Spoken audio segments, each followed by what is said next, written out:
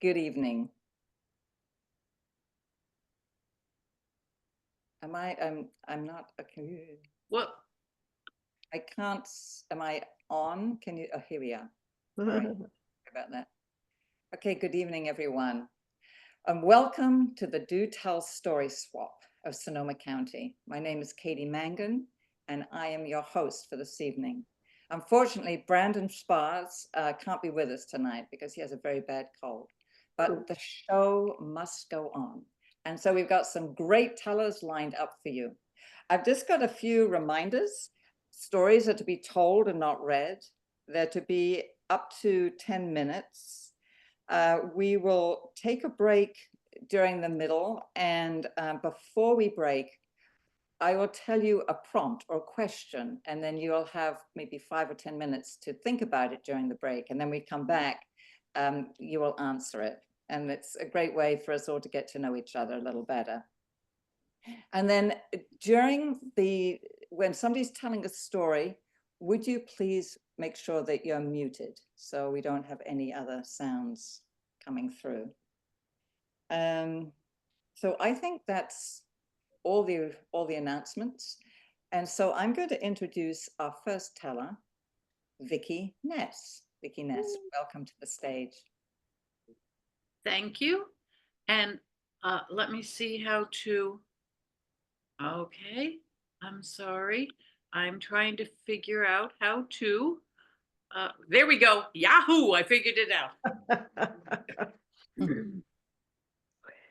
I'm the tech person, in case you can't tell, and I don't know what I'm doing. But anyway, this is a Native American woman back east taught me about pocket stories. And a pocket story is a story that's about 3 to 4 minutes long.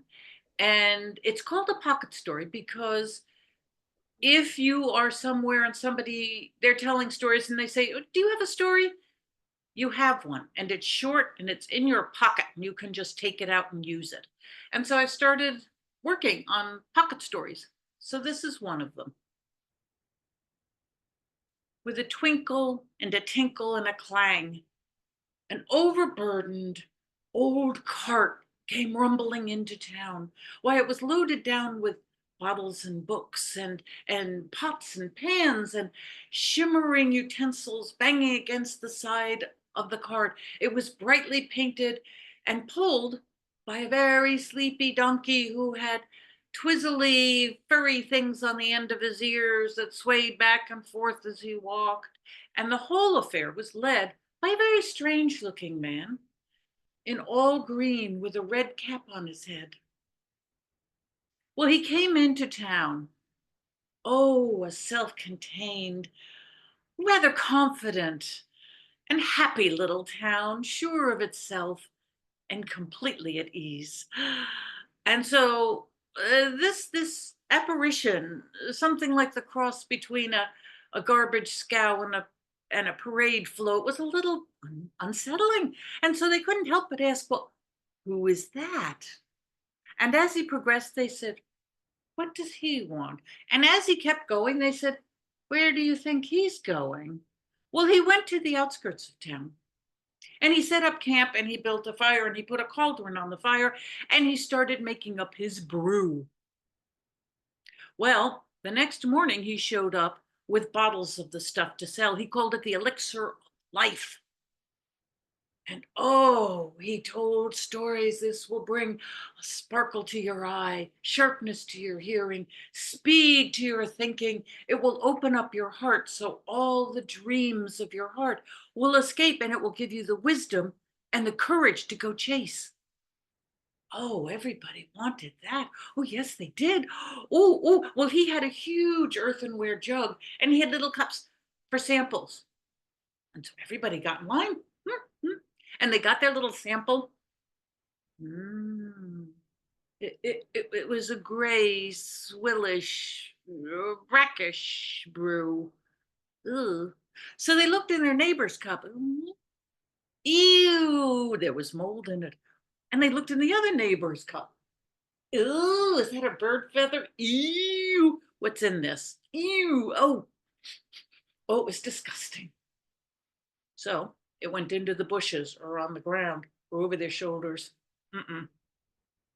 Too disgusting. Well, by the end of the day, the poor man had gone all the way through town and he hadn't sold a single bottle. Yeah, with a good natured shrug, he went back to his camp. And the next day, he piled up his cart, and with a twinkle and a tinkle and a clang, the cart lumbered slowly down the road, over the hills, up into the mountains, and up into the mists beyond.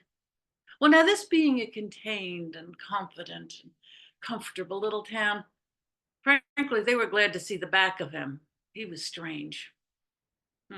But something had opened up inside them, something that they hadn't felt before. It was maybe curiosity or imagination, and they started telling each other what they saw. Well, I saw him. He was all green. His flesh was green, and he had eyes as bright as topaz. Somebody else said, "Oh no, he was dressed in the bark of trees with red hair that moved independently." Yes, yes, that's what happened. And somebody else said his nose was long and had leaves growing out of the end. And some people said, "Well, I think he's a demon from another world." And some other people said, I think he might be just a strange spirit." And some people flat out said he was the devil. Well, nobody knew. But all through the day and the days afterward, why they couldn't resist looking down the road, watching to see if he might come back through. So they could point at him and laugh, and say, "Oh, what a disgusting thing you sold," or "See, I told you he had leaves coming out of his nose." But he never did come back. Never ever. And all they were left with were little tiny empty cups and a powerful thirst for something more in their lives.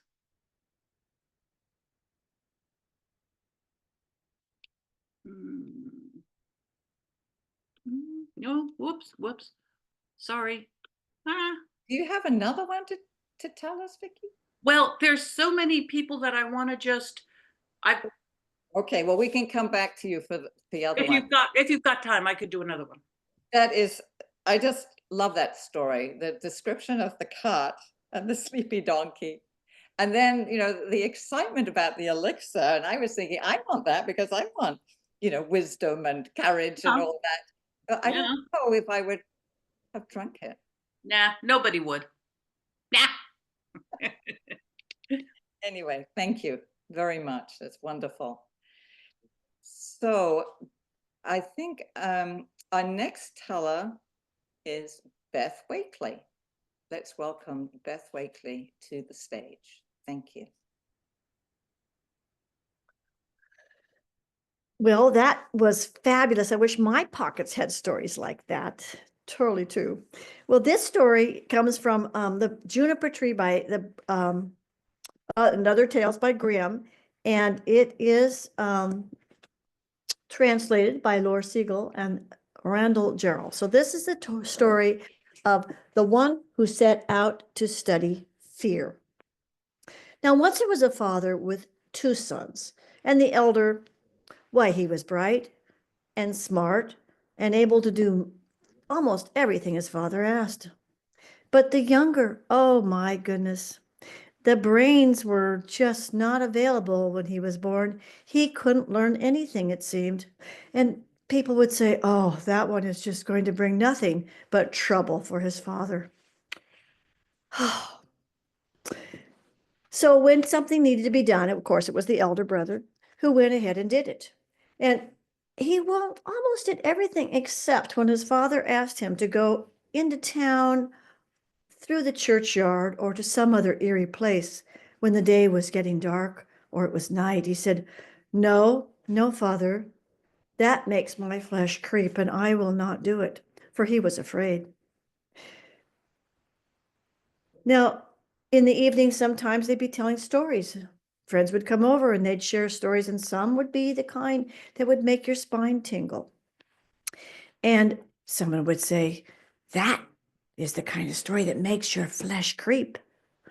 And the younger brother, sitting in his corner, would hear that and wonder, what is it to have your flesh creep? What does that mean? Is that just another skill I know nothing about? He thought on it and thought on it.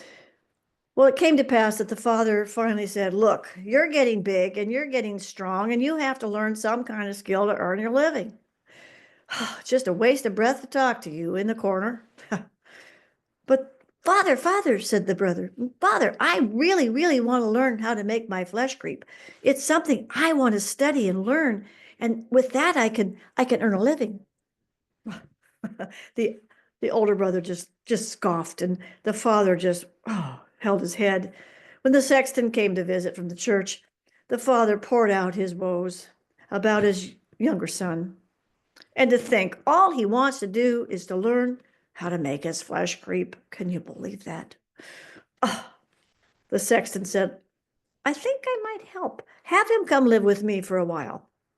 Father agreed, for sure. He was content to have the sexton help maybe smooth some of those rough edges. And so the younger brother went and had a little cot in the corner, and he learned how to ring the bell.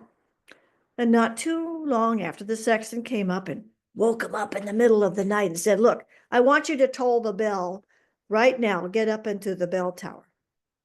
But of course, the sexton was a little bit faster, and he had gone ahead, and he put on a white clothing like a big sheet, pretending to be a ghost. And he stood over by the louvers, and there was a second staircase.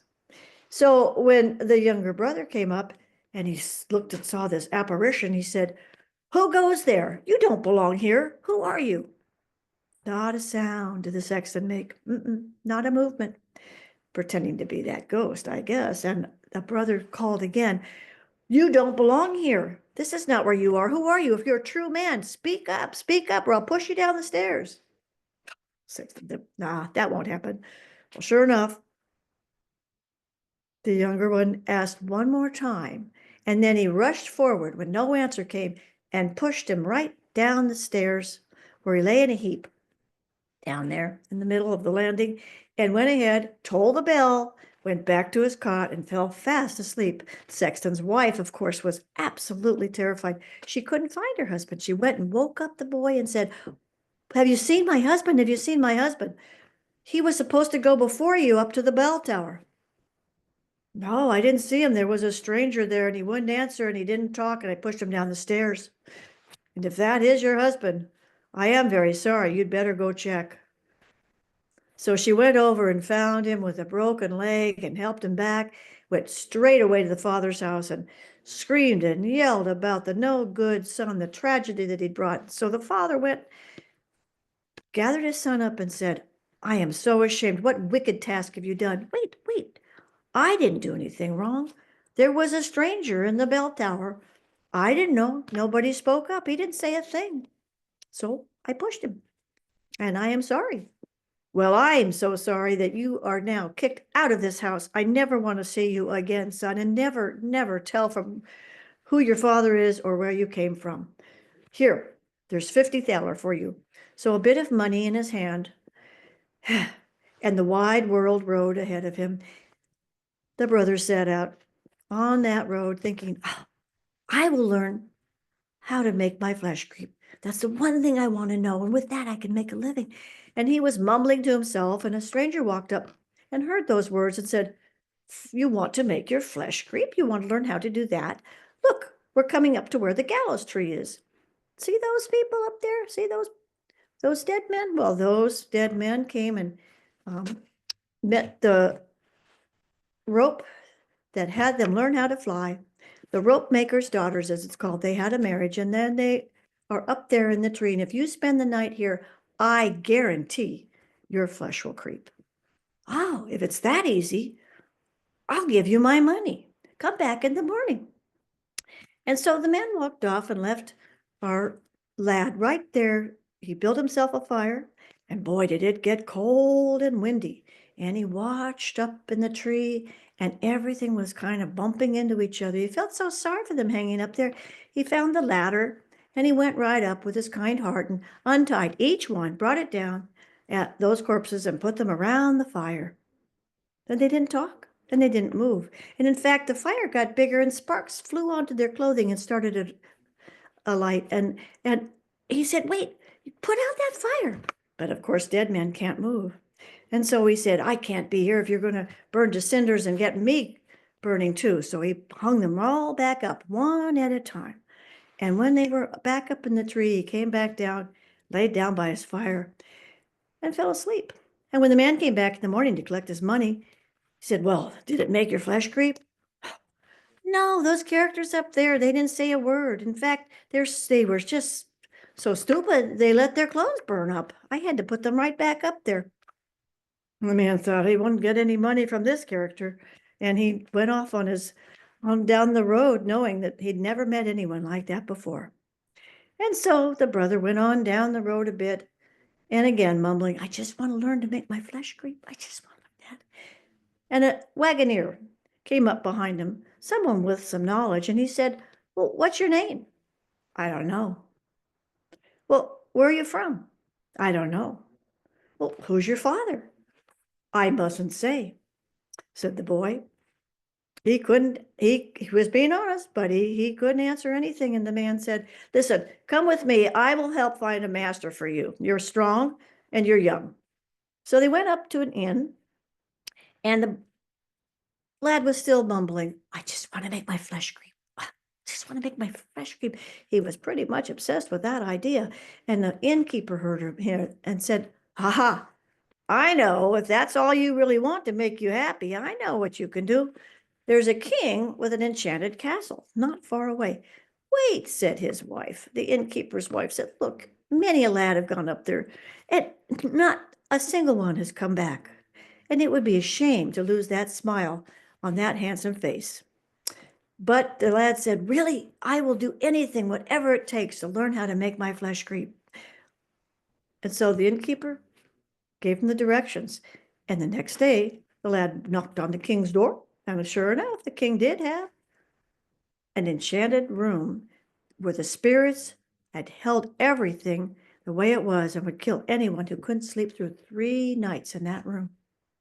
Well, the king took a liking to the lad and said, and you can have anything 3 things you want, but they can't be alive. Said, well, I want a fire, and I want a lathe, and I want the bench and the little whittling knife that goes with it. They must have put those right in there during the daylight hours, and everyone left. And the lad set up a nice little fire going in there, and it was keeping kind of warm, when all of a sudden there were noises in the corner, screeching, really terrible noises, and they were yelling, we're cold, we're cold. Well, if you're cold, come on and get close to the fire. And 2 monster black cats with flaming eyes came up to the fire, and as they got warmer, they said, do you want to play cards? Well, sure, said the lad. I think so, but first, let me see your paws. And as the cats reached up with their paws, he grabbed them and he put them on the vise, which I might not have mentioned on the bench, and put those paws right in the bench. And when the claws came out and he saw how long they were, he lost his interest in playing cards. In fact, he lost his interest in talking to those cats and quickly grabbed them by the scruff of their necks and without further ado, threw them out the window into the pond, where they might have drowned because they did not come back. But in the meantime, his whole room was filled with demons and creatures of the night and crying and howling that would make almost anyone else be afraid. But all he did was get annoyed. He saw them putting out his fire, and he said, that's enough. Out with you, you scum. He took his little knife and he scared them, and he had some go out the window, and finally they were gone at the stroke of midnight. He took his look around. He was so tired. His body was exhausted. There was a bed in the corner. Ah, that looks just right. He got in that bed, and sure enough, it was enchanted, and it started to take him all over the castle, going faster and faster until finally it turned in a heap, burying him under piles and piles of quilts and sheets and pillows. And he just moved his way out and said, someone else can take a ride.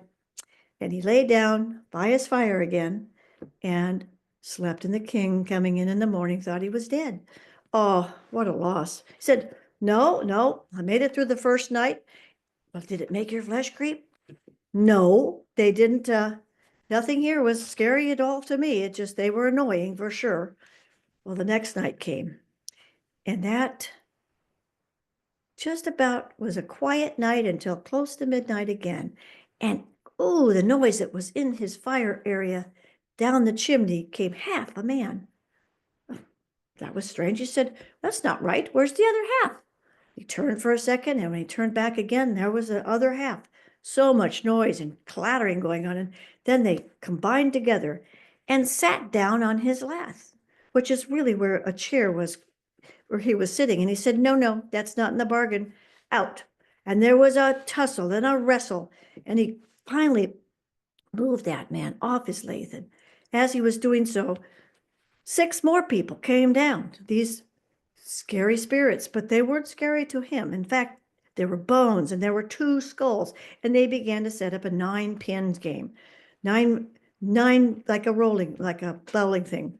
He said, look, I'll play. That looks like fun, but those skulls, they're not round enough. And he put them on his lathe and he turned them into a nice round balls, and they had a pretty good time until it was midnight. And then everybody disappeared. And when the king came in, said, did it make your flesh creep? I see you're still here. Said, nah, 2 out of the way. The next night should be easy. So the 3rd night came, and he was pretty tired, but as he was just falling asleep, down the chimney came a coffin, 6 men holding it. And as they disappeared, he said, that must be the coffin of my cousin. He died just a couple days ago. And he lifted the lid, and there was a very cold corpse. Well, he went to try to warm his hands up on the fire and warm him up, and he tried all kinds of ways. And finally, he got that body warm enough that it began to stir. And he said, cousin, cousin, I am here. But the corpse said, no, I'm going to strangle you. It's time for you to die. Well, if that's how you're going to treat me, he closed the coffin lid again, and it disappeared. But down came the final test. Gigantic spirit with a beard all the way down to his knees. And he said, you wretch, it is your time to die. And the lad said, well, if I'm to die, I should be there. You'll have to catch me. Oh, I will catch you. Well, I don't think so. And besides, I'm stronger than you. And that started a bit of an argument. And finally, that great big spirit said, if you are stronger, I'll let you go. Let's go have a test. And he led him into the forge area, the blacksmith's part of the castle, way down deep. And there he took a great axe, and he pounded down onto an anvil, and it went into the ground. Ah, I can do that, said the boy.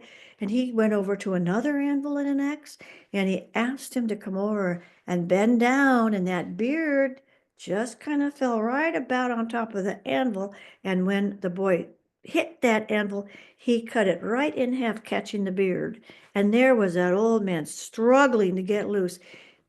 Now, younger brother took an iron rod and gave him a few whacks here and there. Ouch! Ooh, let me go! Let me go!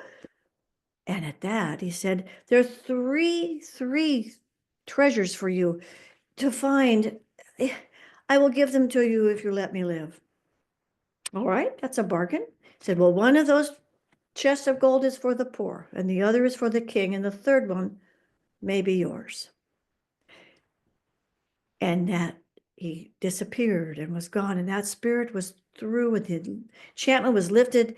And the next morning, when the king came back to the room where the lad had gone back to find his warm fire, he said, you have lifted the enchantment. You have scared off everything, and you have my daughter in marriage, and you'll be king after me. And so he did marry that dear daughter, and the gold was flowing, and all seemed good, except he kept complaining to his wife, I don't know what it is that make my flesh creep. I've never been able to make my flesh creep. She complained bitterly, and her maid said, I have just the answer. She had the gardeners go out to the pond and collect all the minnows in a bucket, And at that night, when the lad was asleep, she had the wife take down the covers and pour the bucket with all the wriggling minnows all over his flesh. And he woke up and said, "Oh, my flesh is creeping. My flesh is creeping. Oh, wife, my flesh is creeping." And that's the end.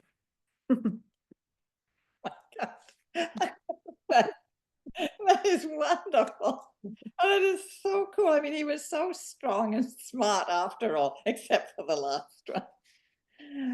Thank you so much. Oh my goodness. It was from a very old book. It was a good one. That's Juniper Tree. Okay. Yeah, that is good. Lovely. Thank you. Right. So, Renu, would you like to tell your story? Thank you.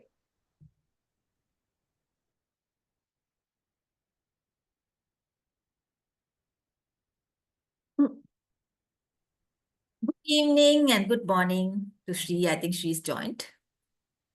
This is a story I got off one of the YouTube videos I was watching. So here it goes. Oops, I think my laptop is running out of charge. So give me a minute, please.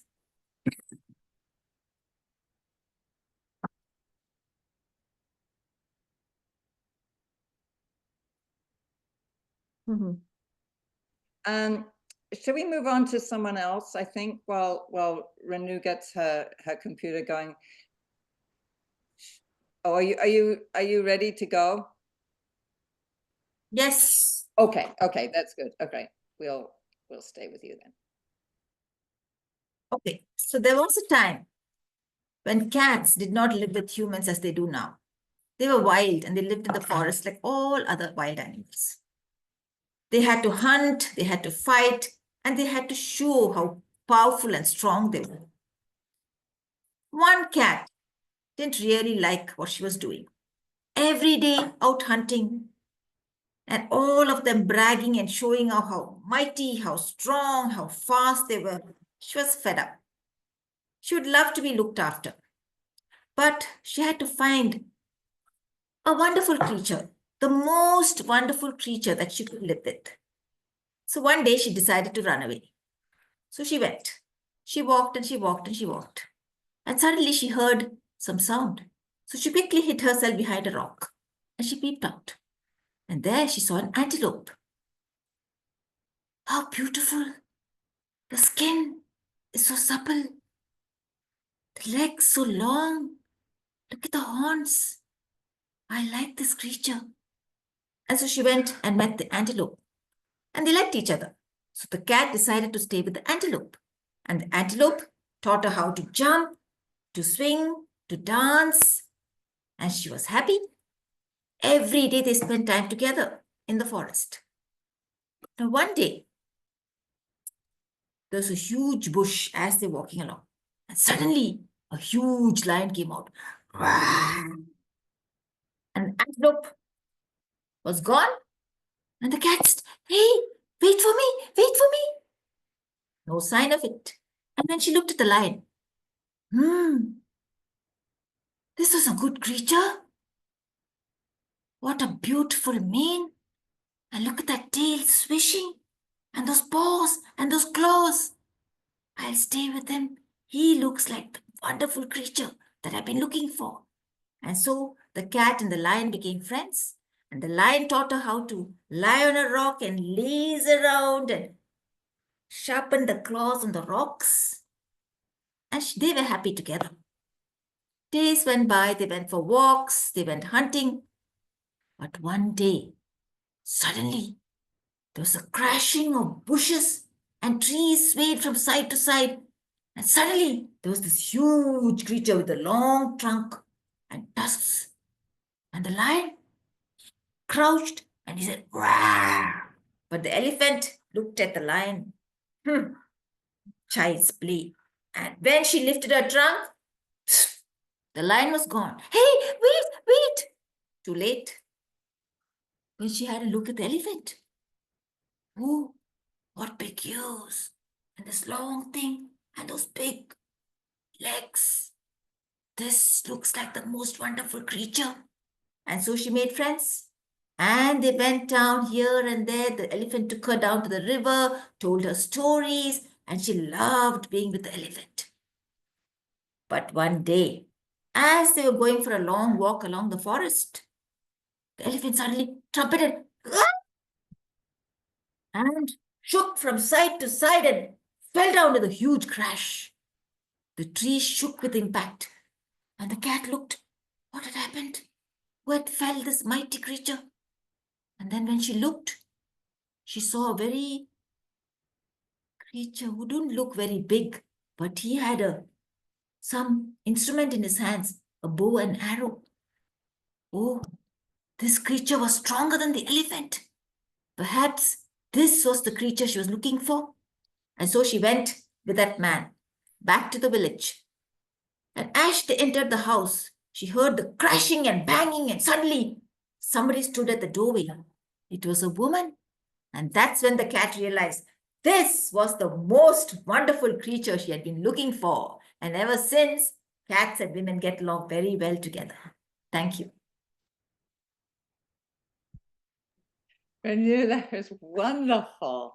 Oh, what a great story. And I just love how the cat met all the different people and made animals and made friends, and great facial expressions. And you could just see the elephant and the lion. Thank you. That is so creative. Wonderful.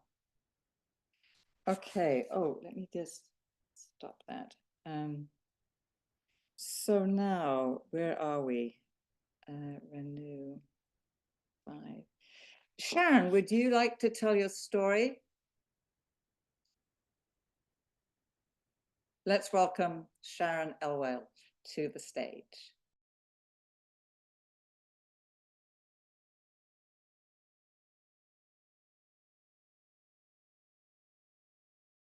We can't hear you. You're muted. Can you start again? I'm muted. There we go. Thank you. This story is not creative or imaginative or heartwarming or uplifting or holidays. This is a true story about a dark and dangerous place and time. On the North American continent, there's an enclave of people whose speech and behavior is nothing like yours and mine. And people who go there go with fear and trembling. And people who leave with genuine relief. And this place, you know it. You know this place, you've been there. It's called 7th grade. And for most people, 7th grade is just a road bump on the way back to sanity and civilization and eventually adulthood. But teachers sometimes stay there for longer, and they regard the things that they leave behind. Like this thing, for instance. I don't know if you can see that. But for you and me, that's something to hold papers together. It's just a paper clip. But for a 7th grader, no. For a 7th grader, this is the Swiss Army knife of tools. With this, you can jimmy the lock to the classroom door. You can poke a hole in your water bottle and turn it into a squirt gun. You can write your boyfriend's name on your forehead. Or you could just stab somebody. On the day I'm going to tell you about, young Daniel had his weapon ready at his side. Daniel had a terrific crush on the girl who sat behind him, the beautiful Elia. Now he had no reason to think that Elia had any slight interest in him. Every once in a while, she would ball up a piece of paper and lob it at the back of his head. But that was just simple courtesy. That was a friendly gesture she would have done to anyone. But one day, Elia took the trackball out of the mouse in the computer and she threw that at the back of his head. Now, that took things to a whole new level. Daniel could see that Elia had a genuine interest in him. She was paying attention to him. And what could he do to respond and show her that he was with her? And he saw his weapon for him on the desk. So he turned around quickly in his seat and scraped her arm. Sadly, this did not have the desired effect.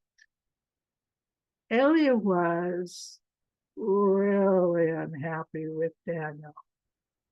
And he got in trouble with me and eventually with his mother. And when the whole thing was over, I really wanted to understand a 7th grade mind. And I said to him, Daniel, what were you thinking?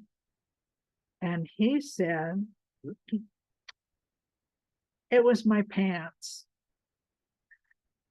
What could your pants possibly have to do with it? And he said, well, these are my bad luck pants. The last time I wore them, I got in trouble in Mr. Adams' class for talking while he was trying to teach the lesson. Were you talking when he was trying to teach the lesson? Well, yes, I was, but I wouldn't have been caught if I hadn't been wearing my bad luck pants. And then the next day, I got in trouble for chewing gum while I was playing the trombone in band. It must be hard, said I, to play a trombone and chew gum at the same time. Oh, it's way hard. But I could have done it if I hadn't been wearing my bad luck pants. And now this. I only have 2 pairs of pants, and my mother's going to be really unhappy because this is going to be more laundry for her to do. But I can't help it. I can't wear these pants anymore to school. It's just too dangerous. Well, the other day, Daniel went by on my LinkedIn feed on my computer.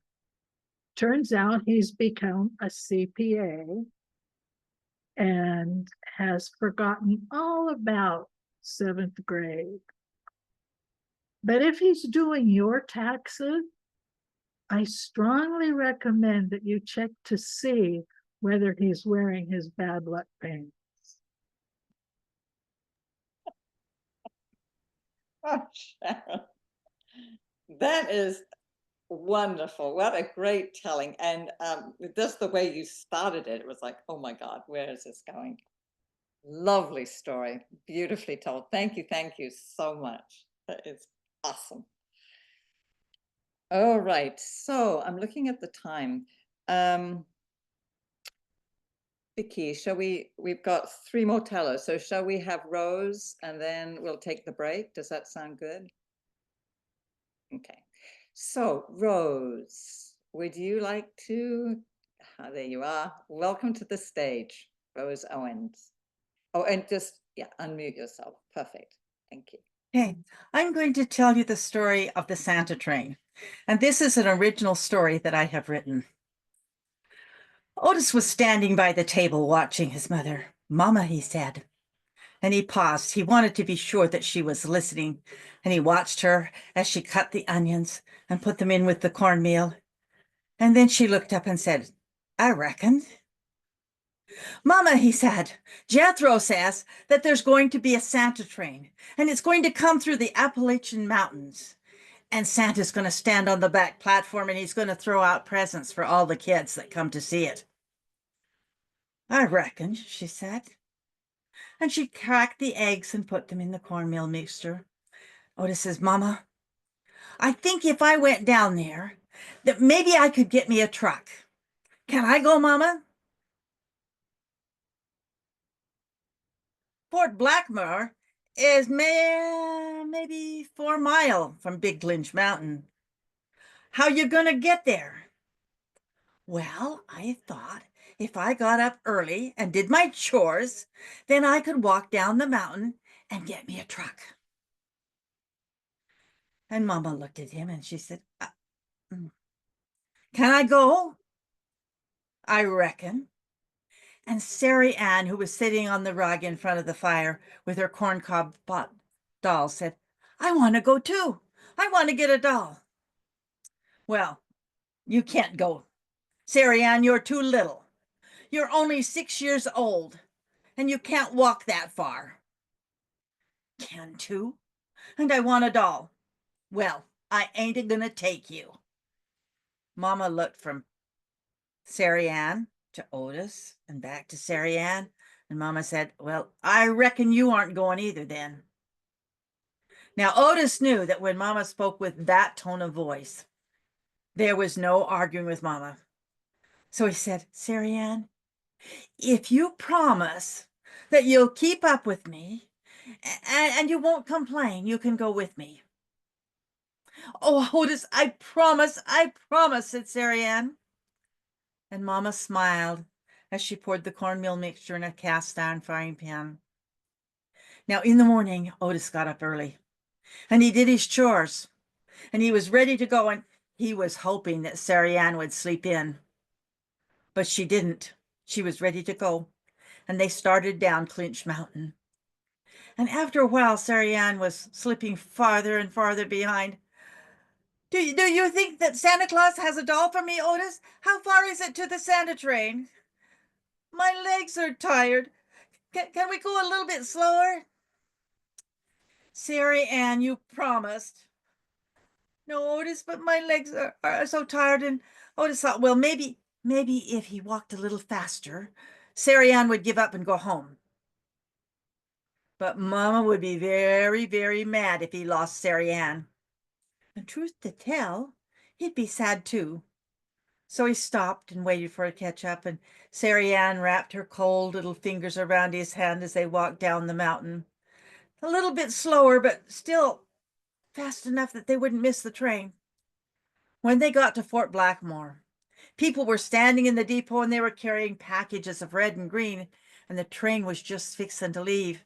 And Otis dropped Sari Ann's hand and he ran and he said, Wait, Santa, wait.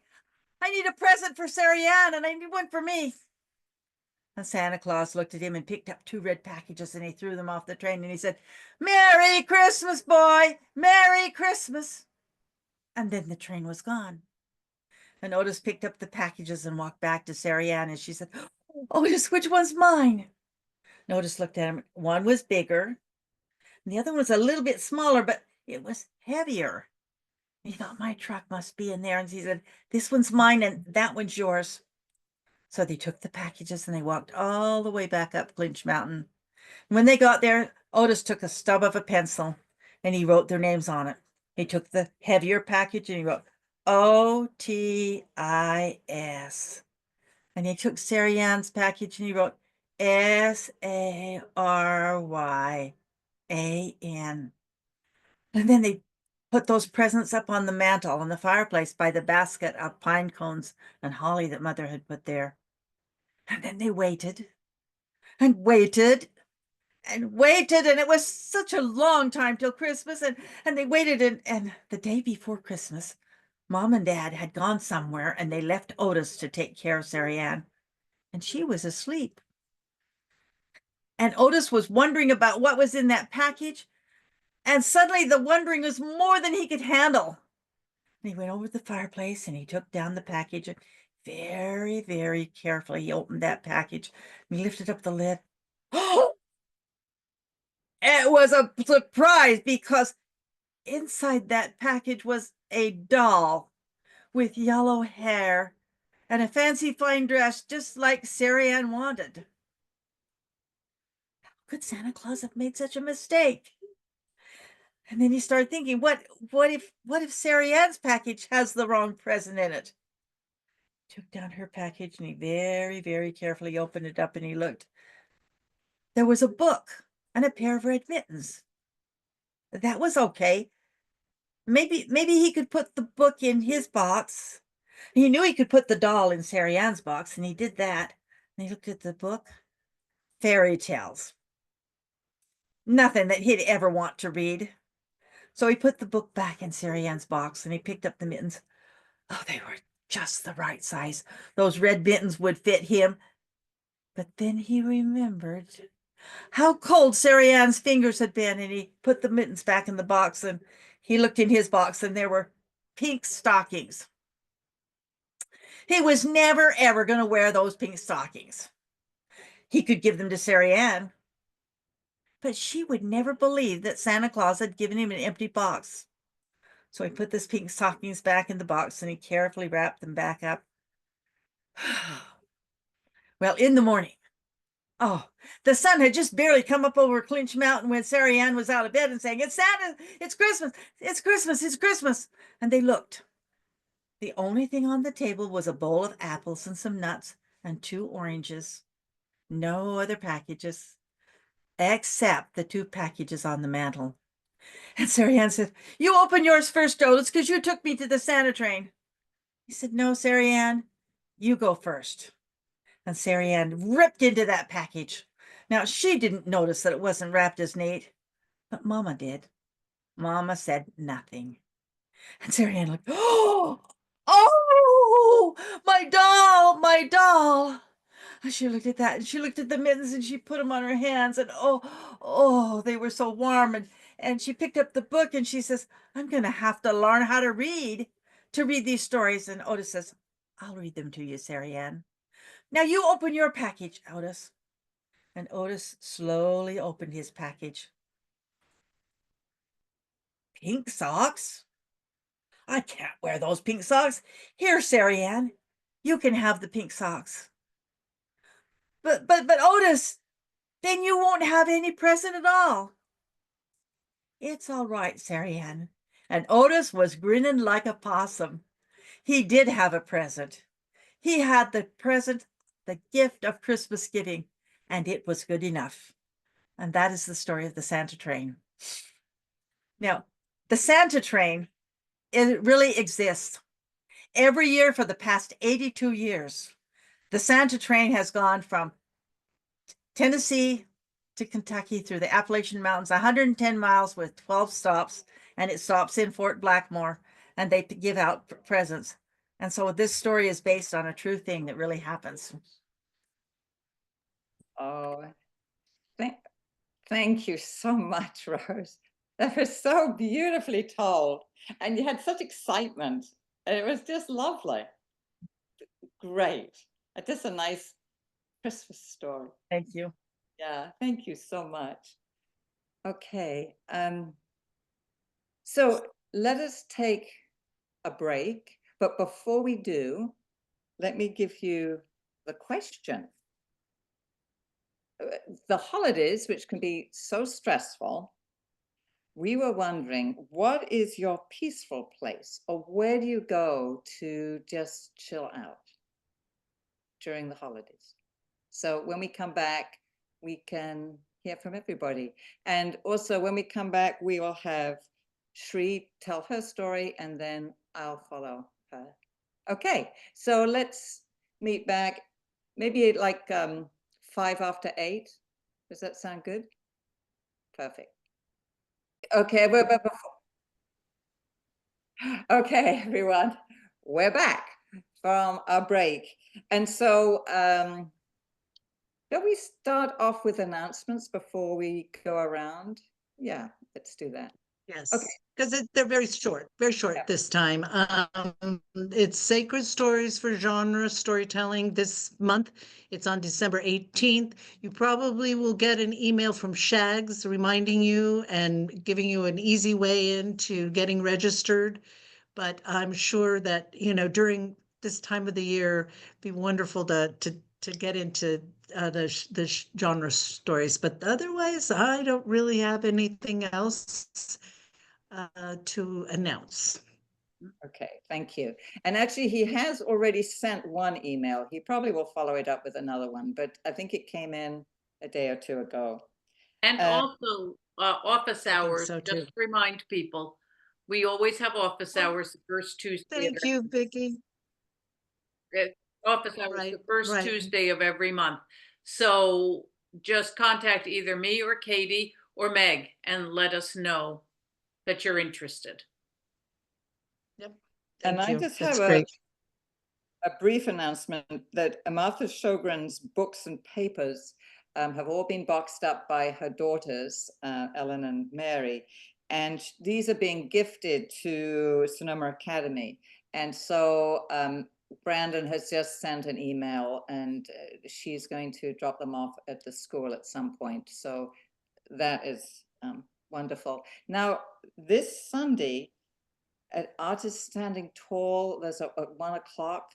I don't know if it's just a local thing. They are doing a tribute to Martha. Does anybody know anything about that? No, okay. All right, no worries. So we have, everybody could unmute themselves if they like. We have the question, which is, so what we're going to do is say our names, maybe where we come from, where we live, and then we have to answer the question because the holidays are so stressful. Do you have a peaceful place or a place that you go to kind of chill out? And so I'll start. Hi, I'm Katie Mangan. I live in Santa Rosa. And the way I chill out actually is to go for a walk. I live on a ridge, and so we have a 2-mile loop. And so that's where I go, and that's how I chill out. So Vicki, I'm going to ask you to call on people because I don't have everybody up here in these little boxes. Can you do that for me? That you should have everybody. That's very strange. It's very strange. Okay. Well, anyway, okay. Let me start with the people, the way things are organized here. So Sri, where do you go? How do you relax and chill out?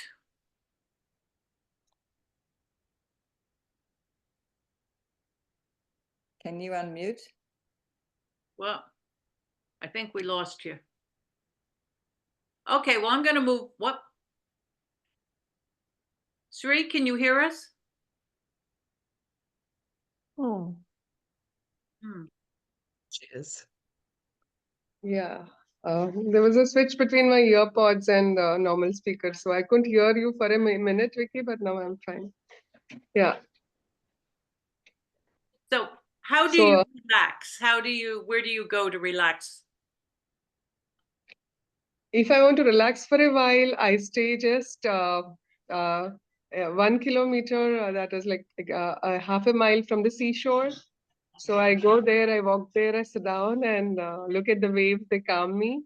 But if I want to relax for a holiday, I want a break because all the time I've been staying in a city where the sea is close by. I would always love to go to the mountains and I feel at peace, at calm in the mountains with the mountain wind and watching the sun go down and the moon rise up from the mountains. Yes, that is the way. And nature always relaxes me. If I can't step out of my home, I sit in my balcony. I look at the sky. I look at the clouds. I look at the trees and the greenery far away, and I feel relaxed. Oh, that's a lovely, nature does that. Yes. Well, I'm going to go on down the list here. I'm next, and I'm Vicki, and I live in Sebastopol, California. And wherever I have a cup of tea is my relaxing place. I start out the morning with a cup of tea, watching the sun come up, and we have tea in the afternoon, and I have tea at night. And if I've got my mug of tea, I'm in heaven. So, Meg, how about you? Well, I'm Meg Brown. I live in Forestville, just down the road from where Vicki is. And I have a room downstairs that is full of beautiful papers and inks and paints and stickers and laces and fabrics and sewing machine and all of that kind of thing. And so when I want to relax, I just go down there and I start to play with all my good things and enjoy. And I have a term maybe you're familiar with. It's called going down the rabbit hole. I go down the rabbit hole, and a lot of times my husband has to call me up and say, come out, come out. And yeah, that's, I just always relax and enjoy myself. It's a place of joy for me. So that's my happy place. That sounds lovely and fun too. So Beth, you're Yes. next. I'm Beth and I live in Sebastopol also. I've been here, we built our house in 1976. And our trees have exploded in height, and all the acorns that the squirrels and blue jays hid have turned into monsters. So I now have my own little piece of nature. I guess that's a big part, is to, see what's going on out there with the birds. To just get out of the house sometimes, I can step right into that. And the other way that I like to relax is when I have that good book and I'm curled up on the corner of my couch and just kind of, oops, the time just goes by that way. So, yeah, absolutely. That's a perfect way to do it. There's nothing like disappearing into a book. So anyway, so Vina, you're next on the list here. Oh, don't forget to unmute. Yeah, yeah.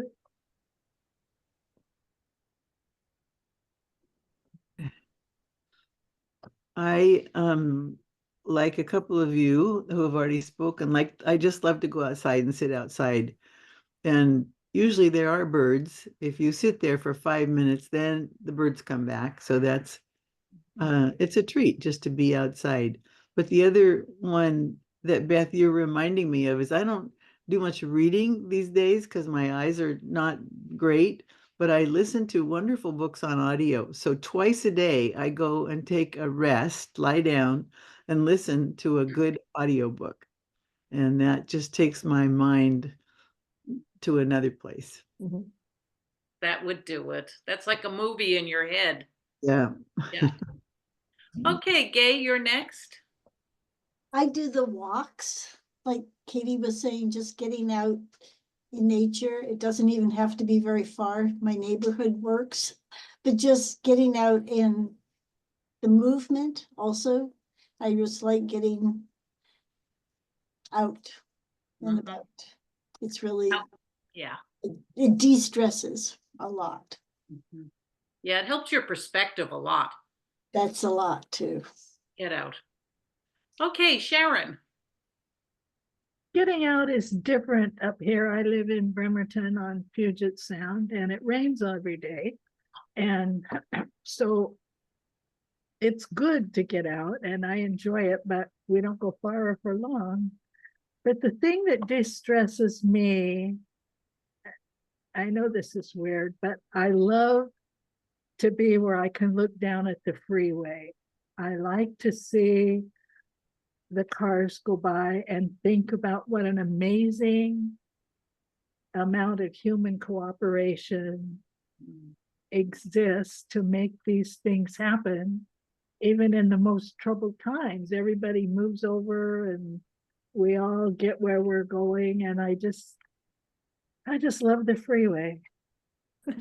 What a nice image of people actually cooperating with each other. Yeah. Yeah. Rose, what do you do to de-stress? I like to spend time in the room that I call my storytelling room. And I am surrounded by the things that I use to introduce stories and whatever. And I will introduce you. This is one of my newest acquisitions. This is Hosway Mi. She is a rice paddy baby from China.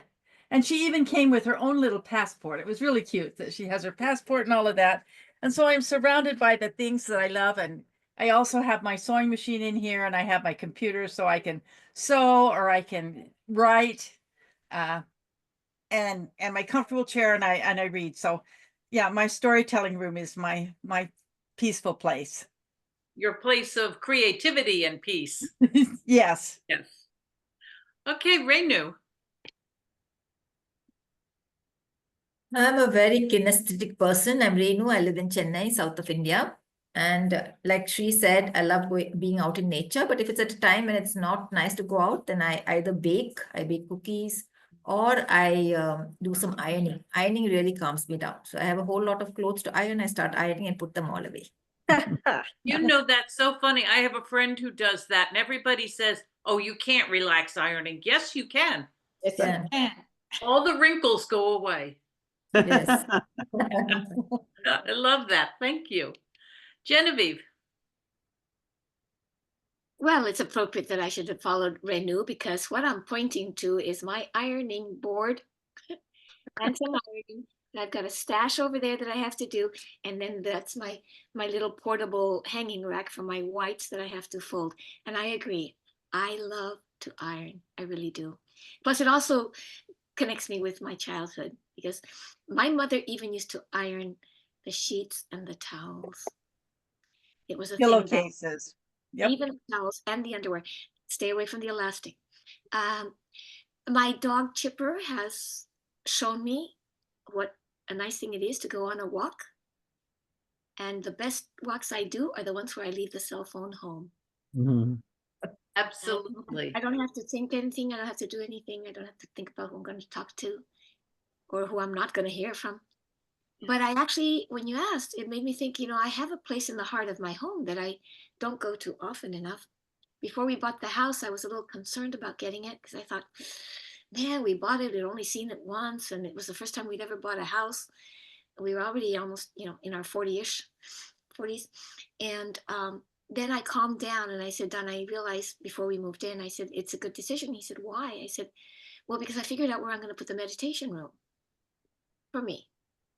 And I couldn't figure out where I was going to put a little meditation spot. And then I remembered there's a broom closet underneath the stairway. And I have a little meditation room underneath my stairway. Oh, how lovely. Really nice. Very simple, very small. And it's got I had gotten a little Christmas ornament a long time ago, which is just a little flat square, which is cream colored porcelain. And in gold, it has the word love. So that's on the front door. That's so cool. I love that. I'll send you a A picture. lovely little meditation shrine for you. That's Yep. lovely. That settled it. I never worried about the house again. Yep, I can see that. Okay, Marion, you're next. Hi, I'm Marion. I live in Antioch, California. And we've been here since 1981 in this house.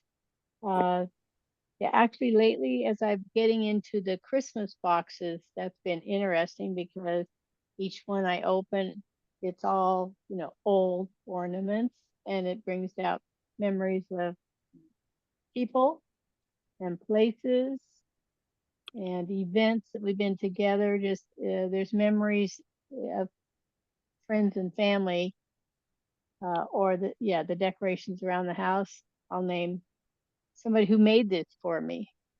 Yeah, when I bring it up. So I've enjoyed going into those memory places, looking at the ornaments as they make their way out of a box. Mhm. That Yeah. is so sweet because you really do, you can feel with your heart, remember with your heart with everyone. Yes. Yeah. Oh, that's wonderful. Thank you. Okay, and the person who's left is Joy.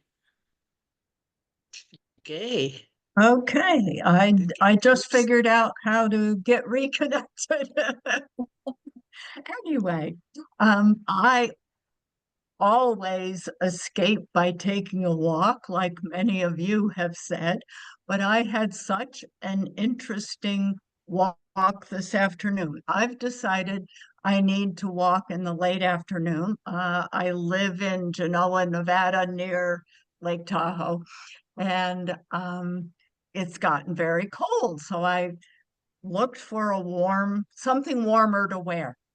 Found a coat that I have had for 35 years. Don't ask me why I save it that long.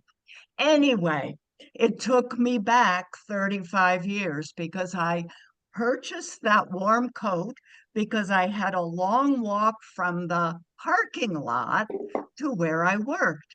And then I started thinking about all the wonderful people I worked with and the wonderful people from that certain employment that I'm still connected to back east.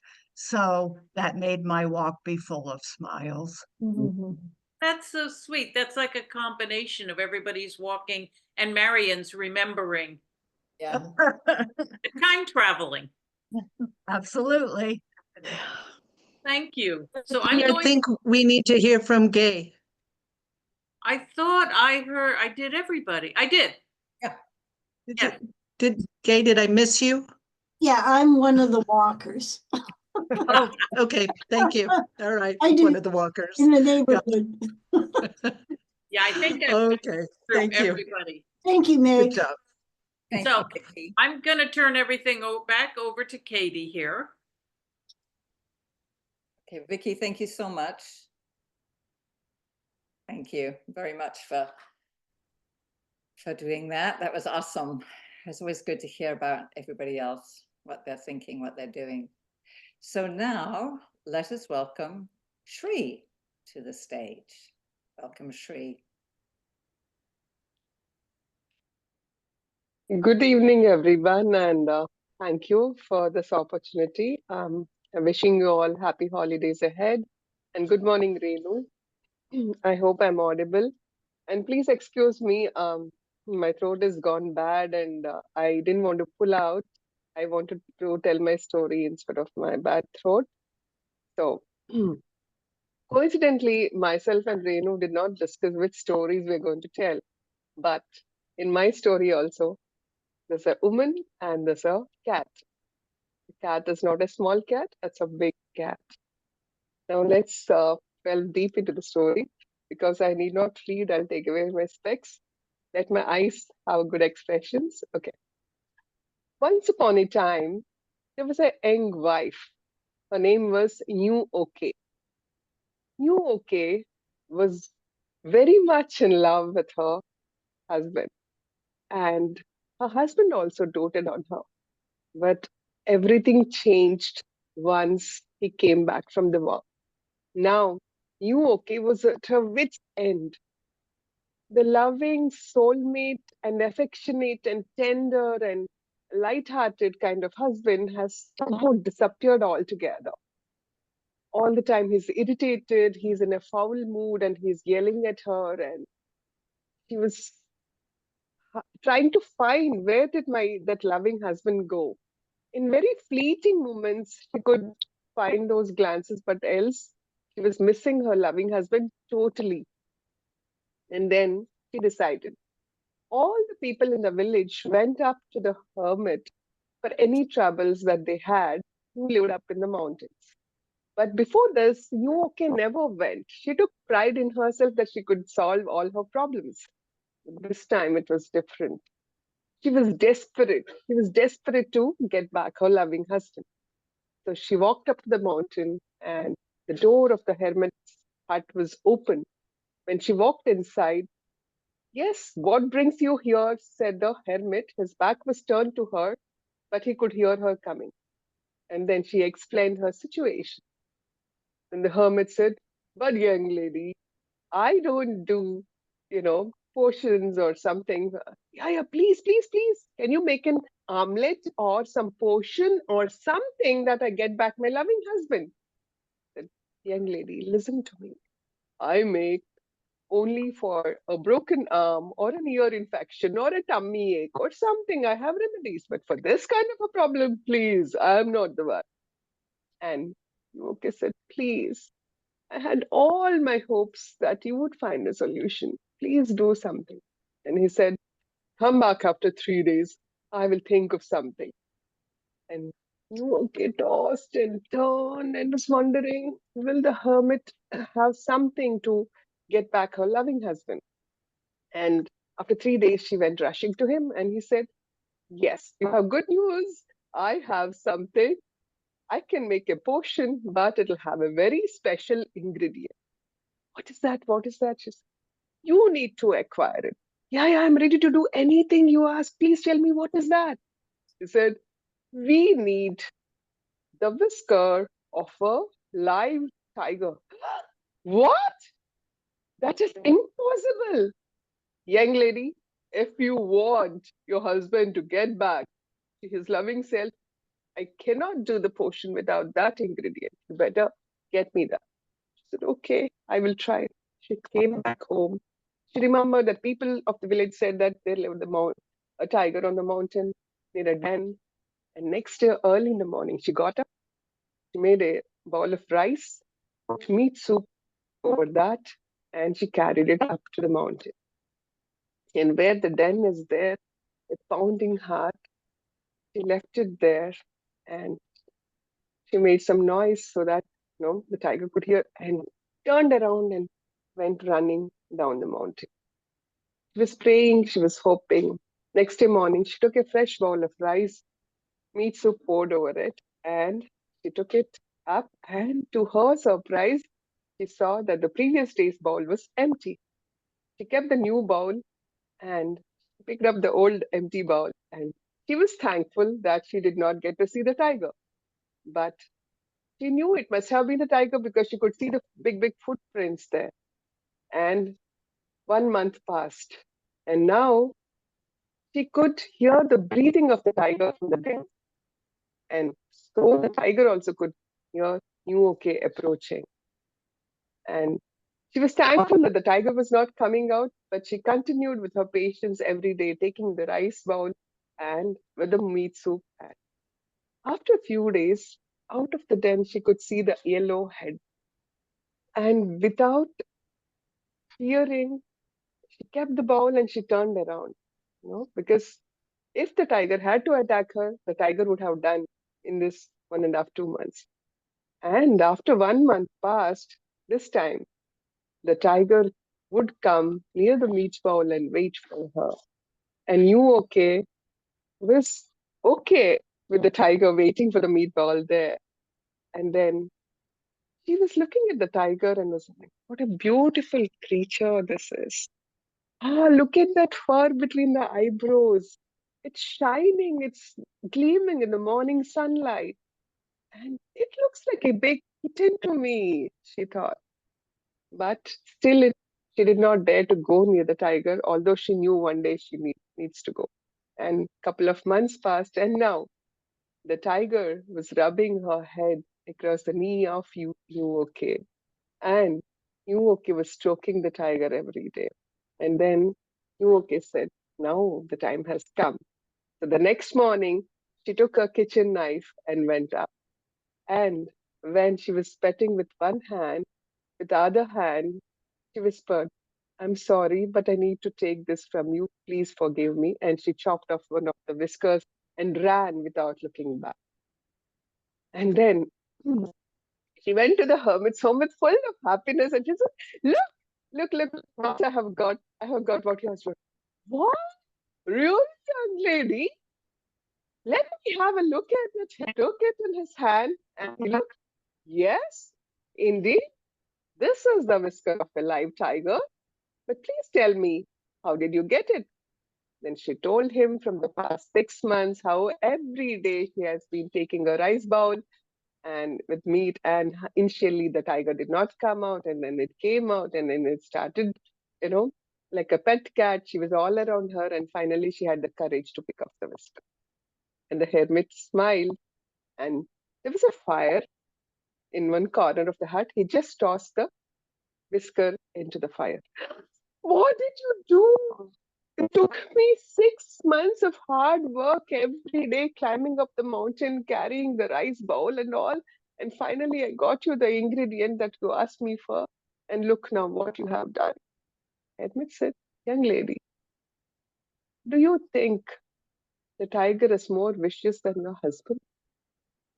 If in 6 months, with your patience and care and love, you could turn a ferocious beast like a tiger, purring like a kitten, don't you think your love and care can do wonders with your husband? She nodded her head and turned around. And when she was walking away from the hermit's hut, in her mind, her angry husband's face and the tiger's face were flashing one after the other. But she had the plan what she needs to do to make her husband a loving husband again. Mhm. Thank you, everyone.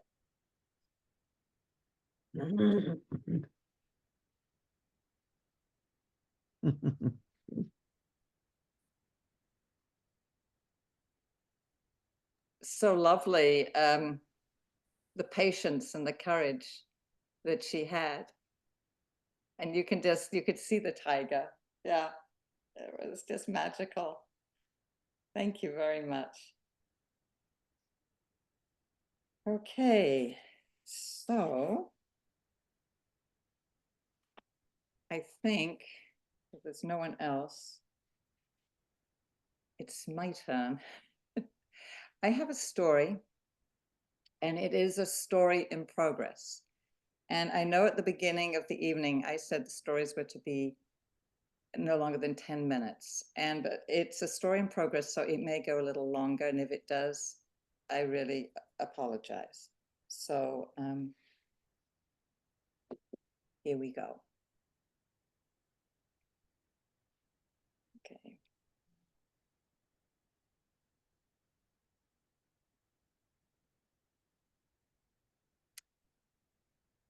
This is an Eduardo story, and it's about the winter solstice. And it's very close to the winter solstice. But during this time, the Kaliak, the goddess of winter, she has been gaining in strength from the end of October. And she's come in with wind and rain and cold and frost. And soon, Eduardo thinks, there will be snow. And he is preparing a celebration for the winter solstice. And he's invited some neighbors and friends to spend this longest night of the year with him. And he's walking through his garden, and he sees a man coming towards him, and it's a man he doesn't recognize. He's tall and he's thin. And as Eduardo gets closer, he sees that the man looks as if he's been sleeping out, rough for a while. And the man introduces himself and says his name is Michael. And he looks at the house and he says, I was friends with Eleanor, many years ago. Does she still live here? And Eduardo said, no, she doesn't. I live here. I'm her grandson, Eduardo. And Eduardo could see Michael's eyes kind of light up. Obviously, he'd heard about Eduardo from Eleanor, his grandmother. And Eduardo invited Andrew. He said, you must come out to the house. Are you hungry? Well, yes, that I am. And so Eduardo took him into the kitchen and sat him by the warm fire, and he sat in a comfortable chair, and he had soup and bread and cheese. And they began to talk. And Eduardo told him that as it was close to the solstice, he was going to have a celebration. Oh, lad, it's the longest night of the year. What have you got planned? And Eduardo said, well, not very much. And then he invited Michael to stay and to celebrate the solstice with him. And together they sort of hatched a few plans. One of the things that Eduardo was to do, he wanted to decorate the Great Hall. This was a big room, and at one end of the room there was a huge fireplace, and then a long wooden table went up the middle of the room. And Eduardo decorated this long wooden table with beautiful greenery and berries and with candles from the garden, and sort of set the scene. And then the fireplace, he allowed the fire to die out. And then he reset the fire and he would light that on the night of the solstice. And Michael wasn't quite sure what he was going to do. And he kind of wandered around the house and remembered all the different rooms that he'd seen before. But on his journey through the house, he discovered a drum. And when he beat that drum, he knew from the sound of the beat that he had found what he needed for the ceremony. That drum beat had magic to it. And so as the sun set on that afternoon, the villagers, the friends and the neighbors began to arrive, and they all came into the great hall, and they set down the food that they had brought on the table. And Eduardo, with great ceremony, lit the fire, lit the wood in the fireplace. And the room had been so cold that the fire gathered warmth. And everybody just was there and enjoyed. And the children went off and they started to explore the house. But eventually they came back. And Eduardo looked at them and said, "Are you hungry?" And they said, "Yes." And so it was Eduardo and Michael who took them into the kitchen and served them dinner. And it was over dinner that Michael asked, "Well, what do you think we should do, lads and lasses?" And of course, there was things like hide and seek and tag. But one small girl said, "I think we should bless the house." "Well, lassie, how should we do that?" "Well, we should sing to it." "What a good idea. I shall take my drum. We'll go all around the house. We'll start in the cellars." And they were so excited. And they went back into the great hall and told the adults that that was what they were going to do. And of course, they were delighted. And one boy saw that there was a huge wooden bowl that Eduardo had filled with red dried rose petals.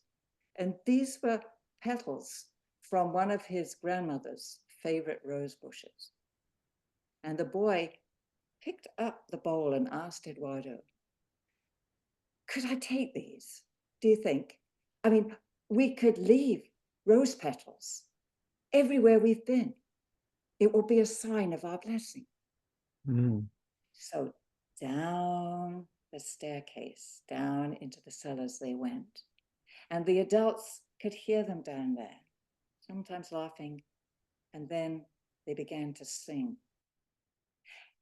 And of course, eventually they came up the cellar stairs and they wound their way all around the house. And Eduardo looked at the adults and said, "Are you hungry?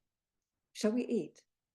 And so they sat down at the long table and ate. And as they ate, they could hear the children.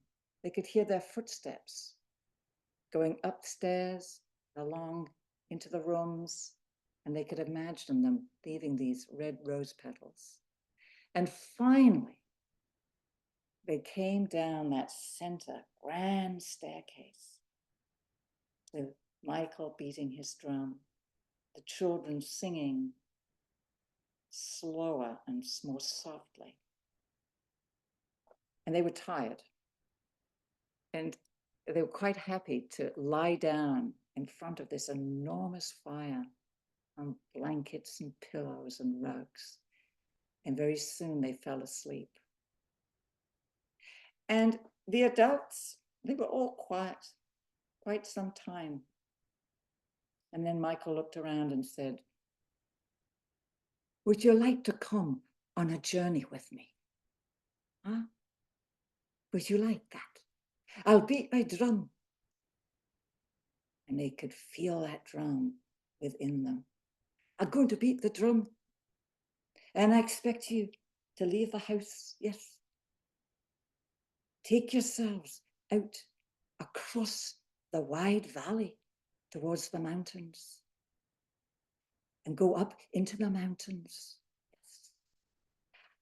And look for your cave, look for a cave. And inside the cave, there'll be a fire. And sitting by that fire will be your guide, right? You'll know them when you see them. And then ask the guide about the year to come. And so he began drumming. And Eduardo watched, and he could see them all relax back into their chairs. And he could sense that they had left the house, they had crossed the wide valley, and they were in the mountains, finding their cave and the fire and their guides. And once they were all settled, then Eduardo also made that journey. And for the longest time, throughout this long, long night of the year, that's where they were. And it was maybe an hour before sunrise that Eduardo was the first to wake up, and he went back into the kitchen and he began to prepare breakfast. And eventually, one by one, two by two, three by three, people woke up and found their way to the kitchen, had something to eat, something to drink. And of course, it was time to clean up, to gather their things together and go home. Eduardo was really sad that the sunrise hadn't been spectacular, because during the night, the clouds had come in and there was a mist and you could not see the sun. But when they walked out, the cold air just hit them. And they found it difficult to breathe after the warmth and the camaraderie of the evening and the night before. And they looked, and the Kaliak, she had come and brought snow. There was snow everywhere. It was quite white. And as they looked towards the east, they could see the mist. And eventually they could see the outline of the sun. It was pure white light. And they could all feel this light around them and coming within them. And they all remembered the messages they had gathered from their guides during that night. And Eduardo had picked up the bowl of what was left of all the rose petals. And the children picked up handfuls and just flung them up in the air. And the wind came and blew them this way and that. And so there was just white with these red rose petals. And it was the promise of this white light and the red petals of hope that would carry them through the darkness of this winter out into the coming year. Blessings, abundance, and healing to you all. So a little stops and starts, but there you go. So thank you, everyone. This has been so fun. Do you want to unmute so we can all say happy holidays and all that to each other? Thank you so much for being here. Thank you so much, Katie and Nikki. Thank you. Oh, you're welcome. Thank you, everyone, to make this happen. Thank you, Oh. everyone. Beautiful stories, the holidays. Thank you. Happy holidays. Happy Bye. holidays. Happy holidays. Happy Thank guys. you. Thank you. Thank See you. you in you. January in the new year. See you Yeah. next year. Next year. Happy holidays. And Yes. this is a relaxing place too. Thank you. I Absolutely. agree. I am agree so for glad that sure. I found this group. I'm home. I'm so glad. to Thank know. you. So good to have you too. And Katie, Wonderful. that was Happy a holidays, everyone. Katie, that, Happy Nice. holidays. Happy holidays. Solstice is made. Thank you. your story, Katie.